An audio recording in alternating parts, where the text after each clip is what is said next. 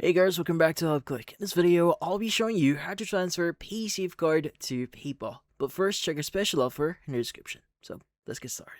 So, if you want to transfer your funds or your currency or whatever you have right now on your PaysafeCard to your PayPal account, there are a few things that you may want to know. Now, the first thing that you may want to know here is can you directly transfer your balance to PayPal? Well, currently, as of right now, there's no process or any system that PaySafeCard or even PayPal actually implemented for us to directly make the transfer.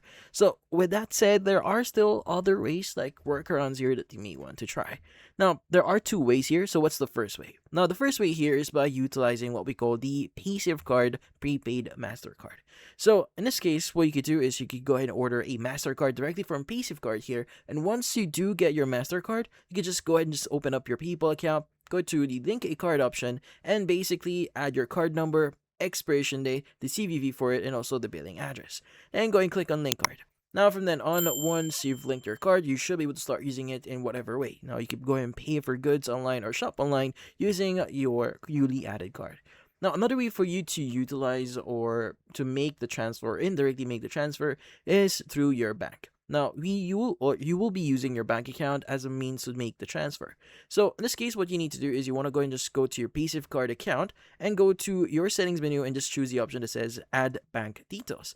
Now, from then on, just enter your banking details. That includes the international bank account number and etc. And if you added all your bank account details and once you've successfully added your banking details, you should be able to start making the transfer. Now, from then on, just choose the withdraw money and just enter the amount and choose your bank account as a means of cashing out. Now, once you've done that, you just need to head over into your PayPal account, choose link a bank account, and from then on, just provide the necessary details to link your bank account.